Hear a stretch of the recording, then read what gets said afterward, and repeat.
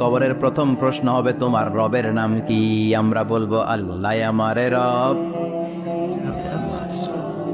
আল্লাহ আমারে রব, এই রবি আমার সব। দমে দমে তনু মনে তারি অনুভব। তোমার দুনিয়াতে আমি যেদিকে তাকাই, অথই নেই আমাতে ডুবে আছি সবাই। পাক পাখালির গানে শুনি তসবি কলো রব, তসবি কলো রব। আল্লাহ আমার রব, এই রবি আমার সব। সুবহানাল্লাহ, কি অসাধারণ কথামালা। আল্লাহ আমার রব, এই রবি আমার সব। আল্লাহ যদি আমার সাথে থাকে, পৃথিবীর কোনো শক্তি আমার থামাতে পারবে না। চিল্লায় বলেন ঠিক কিনা?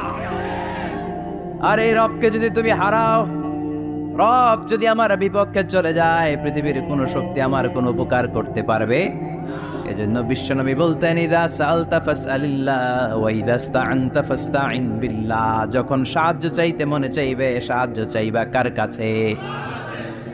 আমাদের কোনো গুরুত্বপূর্ণ ঘটনা ঘটলে, গুরুত্বপূর্ণ লাইফ ইভেন্ট ঘটলে, কিংবা আমরা কোনো বিপদে পড়লে সবার আগে আমরা ফেসবুকে শেয়ার দিই, ঠিক না? কথা কন। ফেসবুক অ্যাকাউন্ট নাই কার কার দেখি? ওই আল্লাহর ওলিদেরকে একটু দেখে রাখি।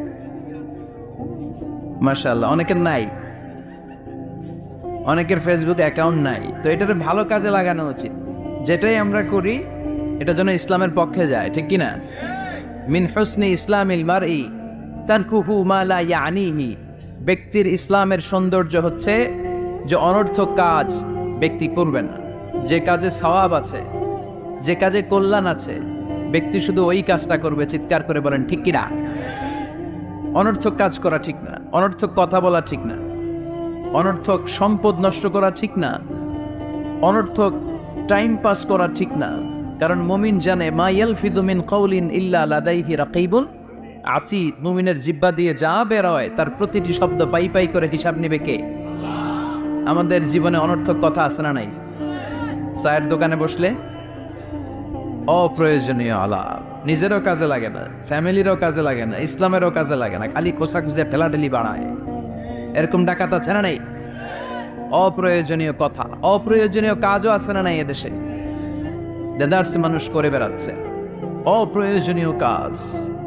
হুজুরে পাইলে হাজার হাজার ছবি আছে না নাই? এটা অপ্রয়োজনীয় না? হজে গিয়েছিলাম, কমসে কম 10,000 ছবি তুলছে আমার সাথে হাজিরা। অপ্রয়োজনীয়, প্রয়োজন নাই। এসেছে ইবাদত করতে, হুজুর একটা সেলফি। ইয়াং ছেলেপেলারা সেলফি তুলে বেশি। আর বুঝলাম না, আঙ্গুল দুটার এরকম করে রাখে। আমি গেলাম, এটা কি? হুজুর ইটস গ্যাংনম স্টাইল। এটা কি? Gangnam style. এরকম বাঁকা করে থাকবে আর এরকম দুটা ছবি তুলবে। এগুলো অনর্থক। মুমিন ওই কাজ করবে যে কাজটা constructive, fruitful for him, for his family and for the society. যেটা তার নিজের কাজে আসবে, যেটা তার ফ্যামিলির কাজে আসবে, যেটা সমাজের কাজে আসবে। এই কাজগুলো করার দরকার আছে না নাই?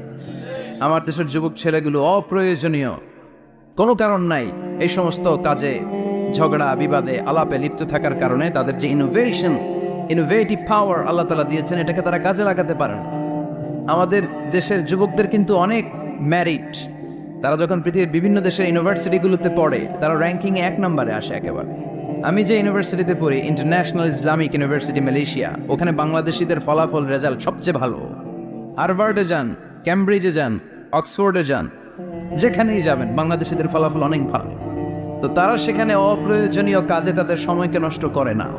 এজন্য যুবক ভাইয়েরা, তোমাদের আছে প্রাণ ঢালা উচ্ছ্বাস, অনেক শক্তি তোমাদের গায়ে।